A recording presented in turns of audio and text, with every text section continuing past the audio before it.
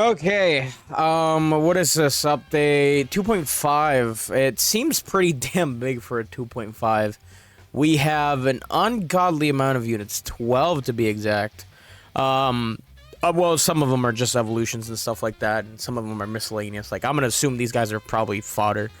But we have Gojo and Sukuna, and they both evolve into, I don't even know what this rarity is called anymore. Unrivaled, I guess. Yeah. Yeah, by the way, I I do have him, what's his face? Sinbad, that's his name. I did get him unrivaled, so that's pretty cool. I could have sworn I had some relics on him. That is not the point. The point of this video is, so they have these universal tears, which is literally just like a raid or whatever.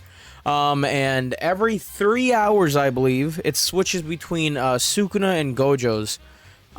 So I think this pity is literally for Sukuna, which honestly, 4%, whoop-de-ding, I guess. But this one's a 2%, so I think I'd rather have that. I'm assuming this is probably his Evo item. I'm gonna go ahead and probably, I think we should be good with this team. I might replace Poseidon, just because I was using him for the, Moderate event, but I honestly don't care anymore.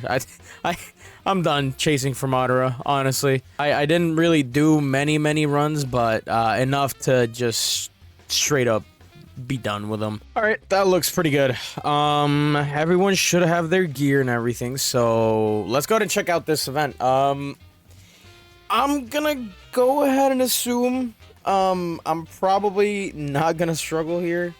Considering I do have some pretty decent units. I know Sinbad, but obviously before this update, I don't know if like he already got deranked or whatever, but he was the best unit in the game. And then Freerin was actually right behind him, so I'm gonna go ahead and assume that I'll be fine. Why are my units not loading? Hello? There we go. Okay. 9K should be some light work. Later. Okay, this is a little harder than I expected. I'm not gonna lie. I was so confident going into this, but now I think I'm cooked, bro. I genuinely think I'm cooked. There's no way. How am I what? How am I supposed to do this? You can't solo this, can you, bro? All right. Jeez, yo, am I ass, bro? Oh, looks like there's no helping it. I think I need to get Jinmu evolved to whatever that rarity is. I don't even know anymore. Which means I probably have to do this raid. I genuinely don't know how to evolve them. I'm just gonna do this raid, cause I eventually need to do it anyway. Yeah, I need someone to replace Megumin because she's not doing it. Okay, well, I got the things at the raid drops. I should mention I also got a copy of Igris. I have not checked how good he is. And obviously the tier list hasn't been updated yet, but do I need to buy anything else from the shop? No, because I have that and that. Oh, I guess, yeah, I lied. The Ink King whatever egg. I think that was it for Jinwoo. Because I know I'm almost certain that I bought the rest, or rather I crafted the rest. No, we need this, which, how do we get it?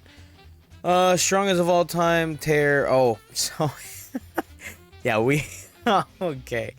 I see what we're doing here. Alright, I literally just evolved Fern for this, so I really hope I'm able to do this. It took literally more than half of my rerolls just to get Eternal on her. We still have Sukuna, except he's literally rotating out in 8 minutes, so I think I'm probably just gonna wait for Gojo, I'm gonna be honest. On second thought, now we're going for it. We're going for it. You know what? Because we're gonna get Sukuna literally just in one run. And we're also gonna get Jinwoo's evil item this run too. And all the fingers that I need for Sukuna in just one run. Alright, here we go. So we got Sukuna out. He wasn't the main problem because he kind of, it's weird, he kind of stopped like somewhere here, and then he let the other two pass, Maharaga and the other one. So let's see, I think he stops at 22. Oh, 20. Okay, hold on, we're getting somewhere. 19. Okay, 18, 17. Okay, hold on. So yeah, this is the important part here. How will they handle? Might actually, hold on. I might actually be able to do this. Okay, sir. So Ice Cavalry. Okay, that's actually doing an okay amount. That's yeah, I lied. That didn't do anything, but we still got it though. Okay, so okay, we're in the domain. Does that literally do anything other than just look flashy? Probably not. 3 random units got damage and what? Oh, damage and range debuff. Okay, so that I don't care. I literally don't care about that. Yeah, I'm thinking I'm probably gonna place next time here. Just cause for the sake of being a little bit more consistent. Cause right now Free runs out of range. The only one in range is Sinbad and probably what's her face? S-Death. So I'm probably gonna move her up. I have no idea how long it's been, other than the fact that I got a few Gojos actually, 4 specifically, which isn't enough to E6 them yet. However, I do believe that we can actually evolve Jinwoo, which that means I will for sure be able to clear the events just way faster in general. So I'm gonna go ahead and evolve Jinwoo here. We'll probably use him, and we'll see what life brings us. So boom, there he is, Shadow Monarch Jinwoo. He looks actually really good. Let's go ahead and see him again. Yeah, I mean, yeah. I'm super excited about this. Let's go ahead and start reading Jinwoo here. So he has Shadow Monarch. This unit has a mana bar that is used for summon abilities. Okay. Every second on E6, it's gain 5 mana. And then the active ability allows this unit to summon an arsenal of shadows. Shadow Legion. He summons 3 soldiers, dealing 20 to 40% damage every 5 seconds with 50% health. The cost is 50 mana, and it has a 30-second cooldown. Then he has Shadow Bear, which is level 40 plus. Doesn't attack, 300% health, costs 50 mana, 20% 20-second cooldown. Then he has Shadow Dragon, which is level 60. Deals 80% damage every 7 seconds with 60% health. And then this summon can only collide with air enemies and will fly over the ground enemies. And the cost is 80 mana with 30-second cooldown. Then he has a Shadow Knight, which is level 80. Deal 150% damage and 2-second stun every 6 seconds with 85% health. Cost is 120 mana with 50-second cooldown. And then he finally has the system level 100 Ant King. Deal 100% damage and 30% bleed for 5 seconds every 8 seconds with 200% health. Cost is 180 mana, cooldown 6. And then he has Strongest Hunter. This unit applies a buff to all units with the solo leveling tag, excluding himself. If Igris is in his range, he gains 40% damage. It's 50% on E4. And then otherwise, 20% damage, which is 30% on E4. Damage minus 10% cost as well. Then he has the system. He has a level in XP that allows him to get stronger and unlock new abilities. On attack, plus 50, 75 on E2. XP on takedown, 100. It's 150 on E2. For every level, plus 1% damage, cap of 100.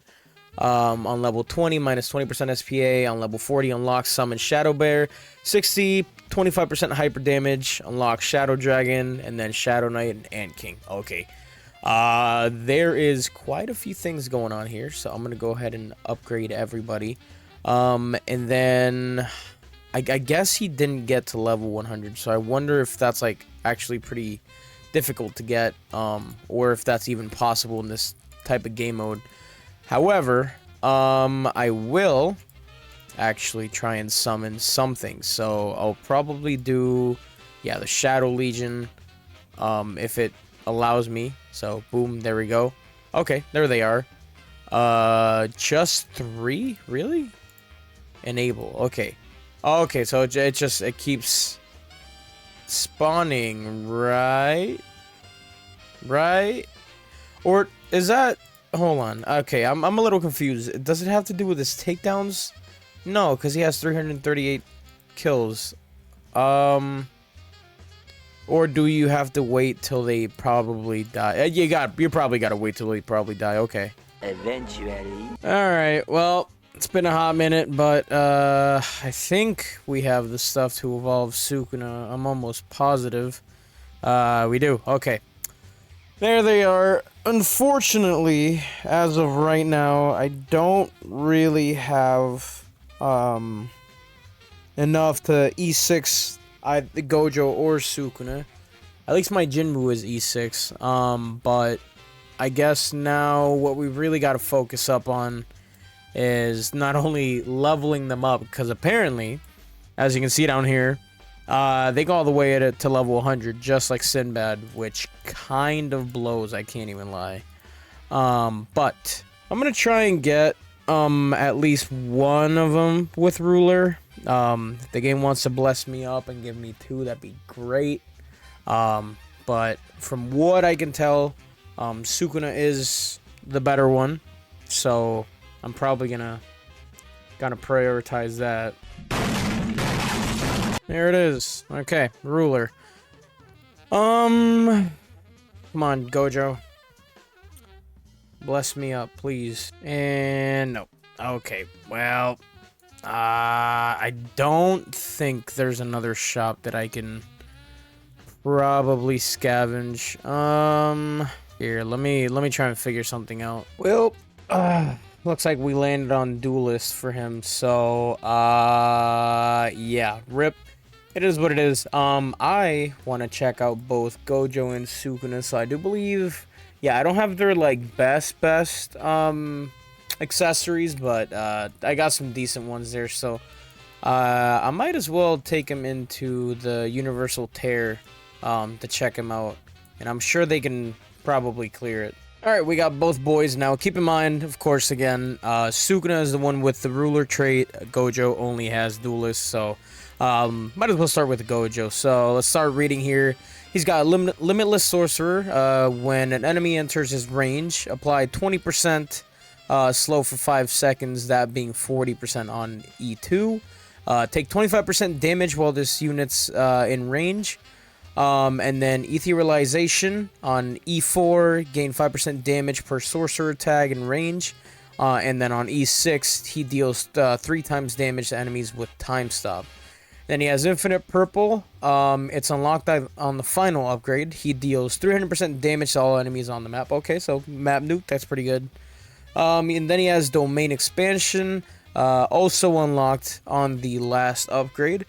He inflicts Time Stop for 30 seconds to all enemies in range, and then he also, enemies with Time Stop take 150% more damage, and then he gains 1% damage per kill until the ability ends, which has a 360-second cooldown. He also has 6 Eyes, which he's immune to debuff effects, and then if a debuff is attempted on him, he nullifies the buff. And then the next attack will apply stun for 2 seconds. Then every 600 kills, let me actually upgrade my units here. Oh my god, yeah, they're getting past here, and I don't like it. As I was saying, 6 Eyes, he's immune to debuff effects. Yep, nullify. And then the next attack will apply stun for 2 seconds. Every 600 kills, he resets every active ability cooldown, which is actually pretty cool, actually. He has Cursed Pinball as his second to last passive. When a non-hyper armor enemy enters half of his range, pull them to the closest point of the path to this unit. He instantly deals a crit attack, and then when a non-hyper enemy leaves his range, he pulls them to the closest point of the path, and then he applies 50% slow. Okay, so he pulls them either way. he does more damage, basically by critting, and then he also slows. He has Show Off as his last passive. He has a fixed crit rate of 50% that cannot be increased. And then when landing a crit, he inflicts time stop for 4 seconds to all ground enemies in range. Okay, so that's why he actually is pretty good for crowd control, which I was actually reading in the because the Discord has like these channels where, you know, they suggest what like builds for the units and all that. So I was reading that, and the guy that makes the whole like threads and stuff does say he has some pretty good crowd control, which I believe was definitely that part of his passive. Let's go ahead and move on to Sukuna. Looks like he has quite a bit here. Domain Expansion. It's unlocked to the final upgrade, and then using this ability will disable the 10 Umbra passive until it ends. He gains 1,000, holy, 1,000% range for 15 seconds. Every 0.5 seconds, he deals 20% damage to all enemies in range. Enemies will be slowed by 20%, and then enemies will take 20% damage from all sources until they die. When the active ability ends, this unit will be stunned for 10 seconds. Stunning this unit will cancel the active ability. And then if a boss is hit with the active ability, this unit will not get stunned at the end of the active ability. And then he does a fire arrow follow-up attack at the boss's position. And that fire arrow deals 300% damage in an AoE circle, burns for 50% damage over 10 ticks, and has a 300-second cooldown. Holy crap, there's a lot to read. Shadow Emerge. On attack, if the enemy hit is marked by the shadows, 45% chance to perform a follow-up attack. On E2, it's a 70% chance. And then follow-up attack will deal 100% damage and apply bleed for 15% damage over 3 ticks. Every follow-up attack, he does 5% damage with a cap of 50%. And then the shadows, every hit permanently mark enemies. This unit gains a buff based on the marked enemies in range. 1 through 10 marked enemies in range. Enemies take 15% damage while in range. 11 to 20 in range, enemies will take 20%, and then it changes here. So 21 plus. This unit can now have both 10 Umbra summons actives at the same time. Enemies take 25% damage while in range. Enemies get a 10%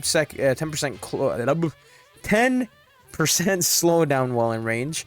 On E4, he decreases all mark requirements by 5 and add an additional stage, which is plus 20. With 26 plus, he stuns all enemies in range for 0.5 seconds with a 30-second cooldown. So there's a pretty good incentive to actually have him E4 at least. Enemies take 35% damage while in range, get a 50% slow, and then every 20 marked enemies kills, a random 10 Umbra summon will automatically attack. He has 10 Umbra. Oh my god. I'm running out of breath here. Adaptive Wheel. When activated, this unit will gain permanent immunity to stun. He debuffs 60 seconds after they have been applied for the first time, and then on E6 this ability is automatically enabled on placement, which is actually correct. Perfect Curse, upgrade 4 plus. Perfect Curse copies 50% of the summoner's damage in range. Locked SB8 at 12 on attack. It has a chance to apply either stun for 5 seconds, bleed for 40% for 6 seconds, radiation for 20%, and make enemies take 50% more damage for 6 seconds. Buff all allies in range with 10% damage, 10% range, and minus 5% SPA for 6 seconds. On E6, Perfect Curse copies 65 damage in range. Adaptive Curse at max upgrade. He copies its summoner's damage in range and has a locked SPA of 12. Adaptive Curse can also has the Adaptive Wheel passive, and any immunity it gains will automatically get transferred to this unit. Every 3 on E6. Attacks release World Cutting Slash, dealing 150% damage in a 180-degree cone. Jesus Christ. Why is there so much text? Dude, there's so much to him. Like, actually, it's just ridiculous. Unfortunately, I didn't get a max upgrade in this run because I literally messed up. So I could show that but frankly, I I don't care. We already read through everything. Basically, it's just, you know, a nuke, and then Gojo also has a nuke. So, you know, as long as I can actually clear this with Gojo and Sukuna, I might actually try and macro with them, because as you can see right here, this was a team I was macroing with, and not that they were doing bad, but if only I had ruler on Gojo, that might help a lot. And I just realized I spawned that dragon, and that dragon only hits flying. Sick. Yeah, no, never mind. This is way slower than the other one. I'm gonna I'm gonna keep using the other team. It's literally only because I don't have ruler on Gojo. Not only that, but none of them are level 100, which really hinders my damage there. So yeah, there's that. Anyway, that was the JJK update. I didn't quite get everyone, but I got literally everyone that matters. All the Boundless units, which are these three. I might go ahead and check out Igris later on. I definitely want to get Yuta, cause he seems absolutely cracked. But yeah, I'm gonna call it there for now. Hopefully by next video I have ruler on Gojo, and at least a decent bit more trait rerolls that I can just play with. But anyway, yeah, that was a video.